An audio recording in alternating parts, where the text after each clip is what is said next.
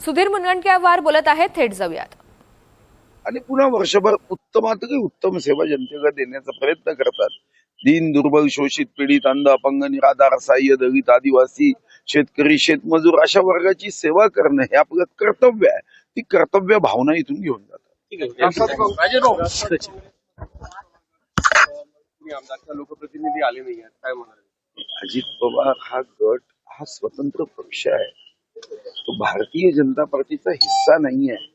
त्यांचं विलिनीकरण आमच्या सोबत झालं नाहीये.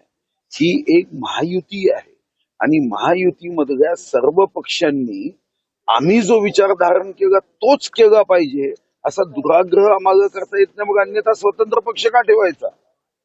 दोन्ही कंपन्यांच्या संदर्भामध्ये जे दोन्ही पक्ष आहे त्या दोन्ही पक्षाचं स्वतःच एक अस्तित्व आहे, स्वतःचा विचार आहे.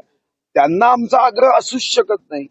हा आग्रह जे साधारणतः या ठिकाणी संघ विचारावर विश्वास ठेवून या विचारावर आपली कृती करण्याचा प्रयत्न करतात, असा संकल्प घेतात, त्यांच्यासाठी ते आले नाहीत, ते आमचा पक्षाचा भाग नाहीये. सचिन,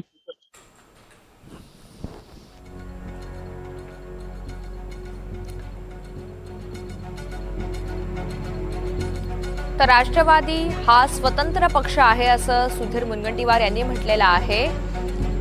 हिवाळी अधिवेशनाचा आजचा शेवटचा दिवस आहे आणि दुसरीकडे विरोधकांच्या आरोपांना सीएम सुद्धा उत्तर देणार आहे. राष्ट्रवादी हा स्वतंत्र पक्ष असल्याचं सुधीर मुनगंटीवार म्हटलेलं आहे. त्यामुळे त्यांच्यावर कोणताही दबाव नाही.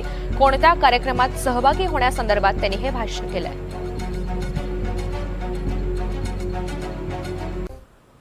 वेगवान घडामोडींचा आढावा पूर्ण झालेला आहे. आता काही महत्त्वाच्या घडामोडी सविस्तर. हिवाळी अधिवेशनाचा आजचा शेवटचा दिवस आहे. विरोधकांच्या आरोपांना मुख्यमंत्री देवेंद्र फडणवीस प्रत्युत्तर देणार आहेत. अंतिम आठवड्याच्या प्रस्तावावरील चर्चेला ते उत्तर देतील. सत्ताधारी आणि विरोधकांची सुद्धा आज महत्त्वाची पत्रकार परिषद होणार आहे.